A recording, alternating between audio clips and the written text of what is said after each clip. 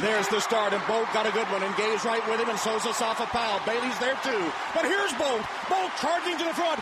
Gay's coming, but can't catch him. Usain Bolt, look at the time, 9:58, world record. All right, so here's a question I never thought that I would ask, and would have never thought to ask had I not seen it posed in the Wall Street Journal this week. How would Usain Bolt match up against your house cat or the rest of the animal kingdom?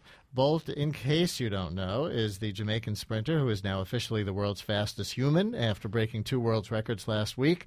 The op-ed in Monday's Journal is called Usain Bolt versus the House Cat by Cameron Stracher, who I know is publisher of the New York Law Review, but who is also writing a book about the 1970s and the running boom. Hi, Cam. Welcome back to WNYC. Hi. Thanks, Brian. You compare Usain Bolt to lions, gazelles, Siberian huskies, Arabian horses, house cats, and cheetahs that can accelerate faster than Ferraris. And we'll get into some of those specifics. But what made you ask the question at all about how different species run?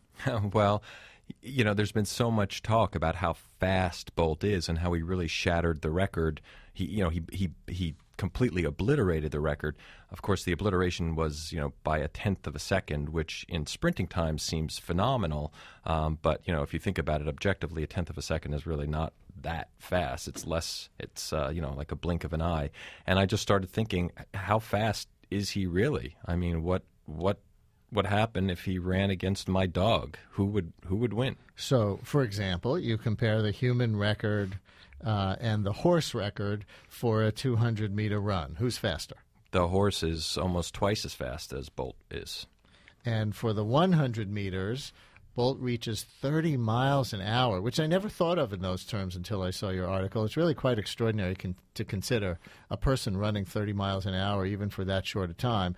But the cheetah can run it at 70 miles an hour, and you say the ordinary house cat can also do it at 30.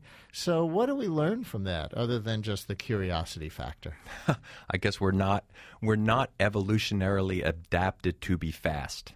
Speed is not what we have evolved for. Running fast is an evolutionary adaptation. That's true. Was it just for chasing prey or getting away from predators?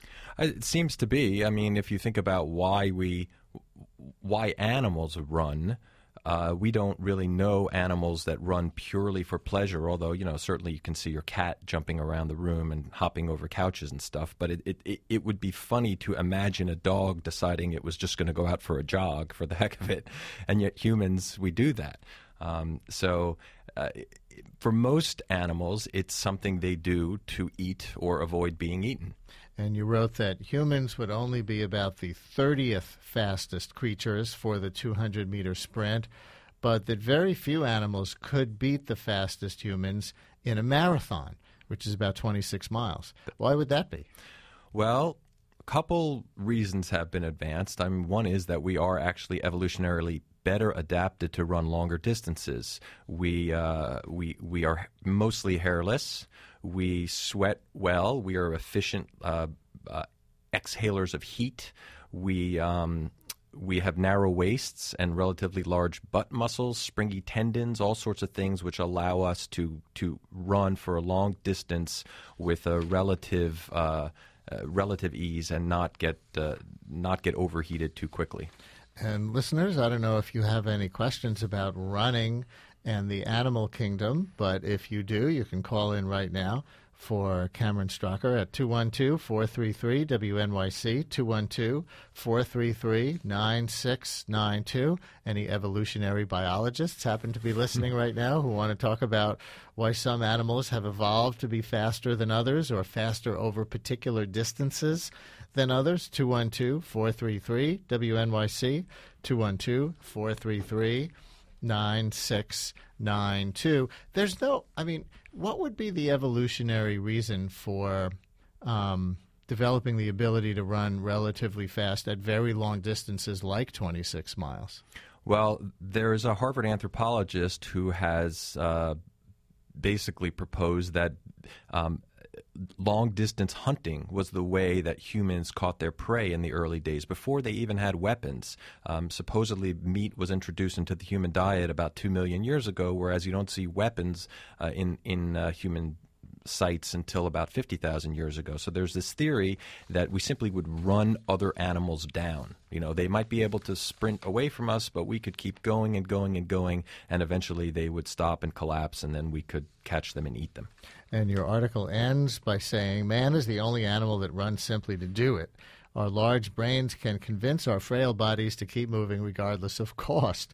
We may not be the fastest animals, but we can run ourselves into the ground for sport, exhausting our food supply and making ourselves susceptible to disease, injury, and death.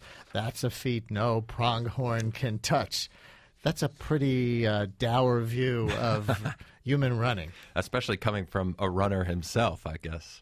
Yeah, I the book that I'm writing now starts with Alberto Salazar at the Falmouth Road Race in 1978 in a 7-mile race in the heat on the beach against Bill Rogers. He literally ran himself almost to death. At the end of the race, his body temperature was 107 degrees, and they had to stick him in a tub of ice, and they actually called a priest in to give him last rites because they thought he was on his way out. And so what is the larger context here for you? How does this tie into the book you're writing about the popularity of running in the 1970s? Does it? Well, I think what I'm thinking about are all these questions about why we run. Why do we run? Why do we seem to be the only animal who does it, really for the pure pleasure of it? I mean, I know I paint a grim picture of it at the very end there, but I love running. I mean, I was out last night in Central Park, and I get a real, a real thrill from doing it. And why is that? What is it about us and our makeups, our biochemistry that make us in love with the sport? Right. Well, it's all kinds of things, isn't it, for people? I mean, I also run, and maybe for people like you and me, one who publishes a law review, another who, hosts a radio show where we're probably furrowing our brows and dealing with a lot of detailed material for a lot of the day. It's good for me in the late afternoon to go out and just get it all out and just use my body.